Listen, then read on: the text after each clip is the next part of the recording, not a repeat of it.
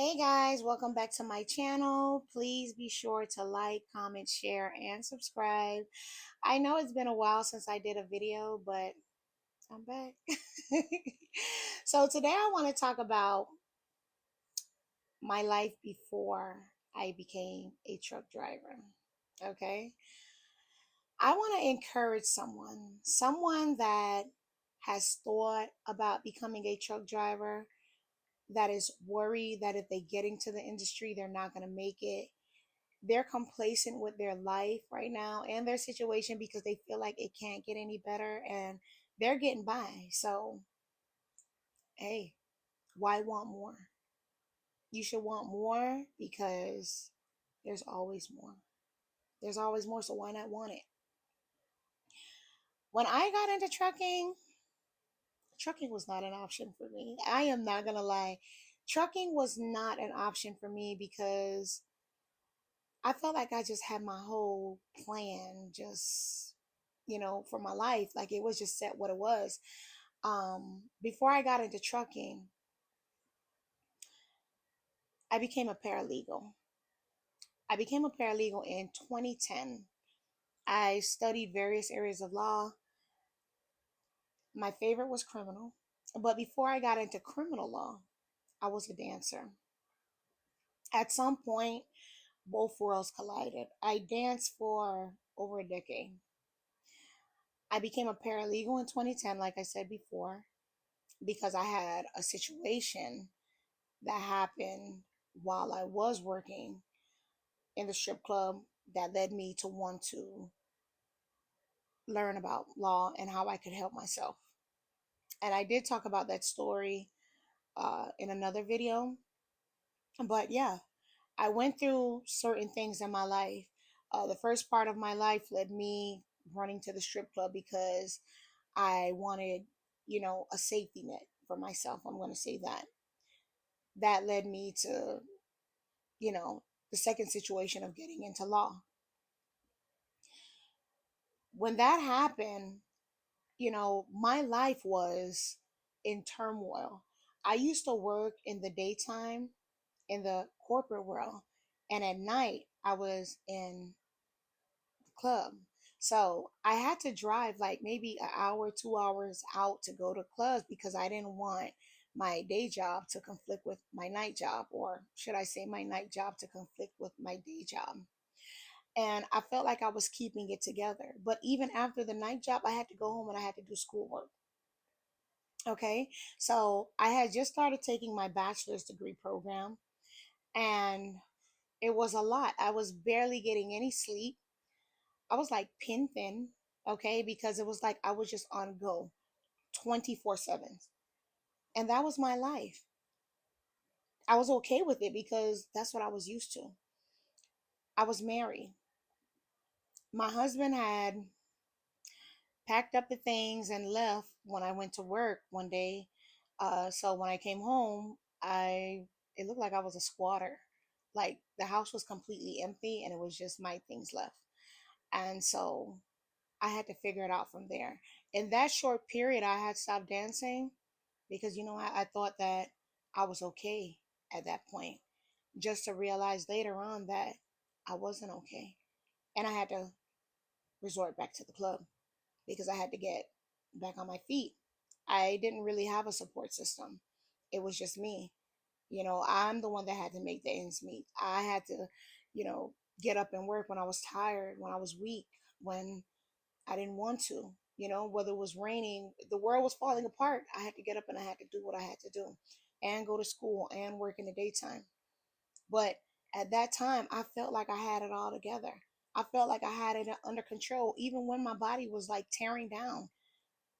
It got to a point, it was too hard in the club. Like, as time passed, it's like you had to do a little extra for money.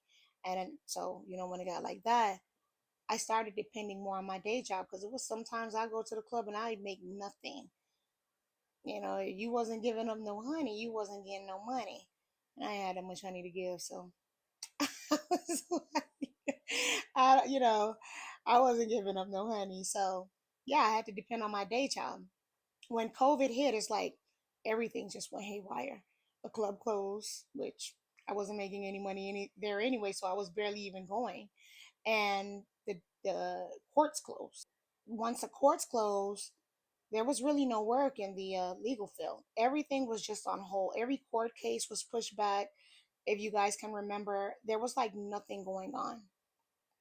And so my cousin at the time, she was driving trucks, and I used to always pick her up, which was like an hour away. And throughout that time, she kept on encouraging me, well, why don't you just go drive trucks? And I used to tell her no. Like, as much as I picked her up for like almost a year, never asked her about trucking. I was not interested, but she kept on pressuring me, especially around that time because everything was just falling apart and we went on lockdown.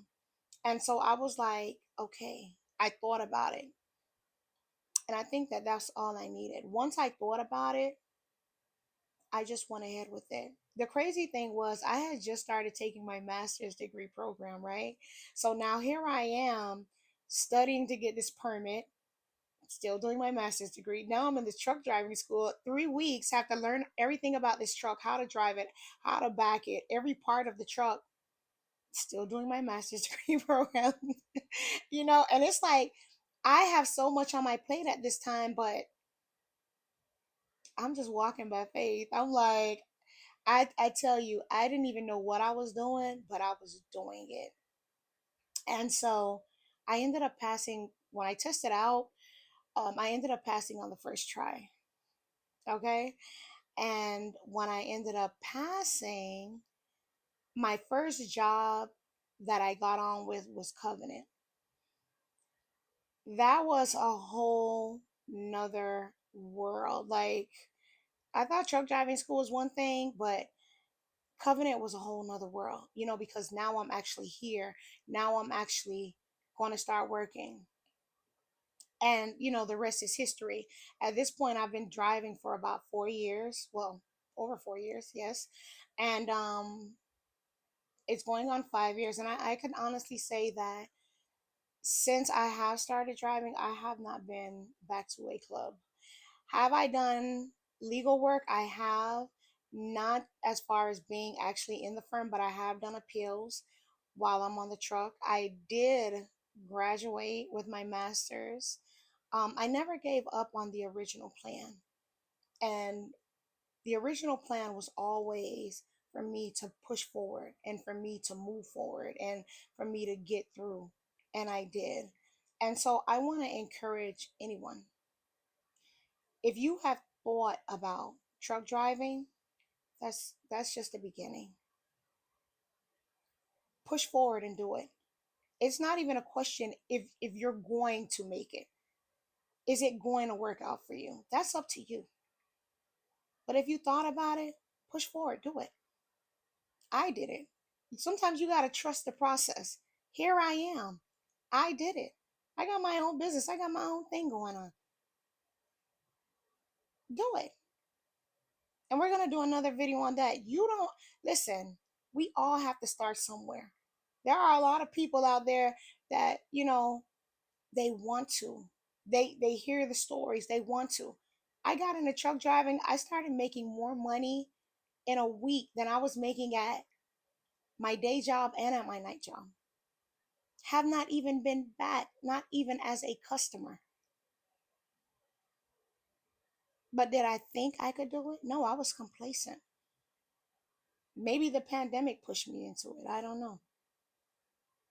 But I did it. Regardless of the reason, I did it. And I'm just here to tell you, you could do it too. You could do it too. Along the way, I lost a lot of people. Support system, people that said they were going to be there, people that said they were going to stand behind me. When I turned around, I was standing alone. But I didn't stop. I kept on going. And I just want to let you know that you could keep on going too. If you want to do it, do it. Don't just get your CDL to say, oh, I got my CDL. Use it. It might just change your life. It changed mine. Do I even think about going back to the strip club? Absolutely not. At this age, please. I'm not even going back to the strip club. I doubt if I'll even ever step foot in one. I can't say, but right now, in the last 4 years, the last 5 years, I haven't even thought about it. And I'm happier because this life is way better than that life. So, no, I don't have this grandiose story, but it's my story. I was able to shift my narrative, and you can shift yours too.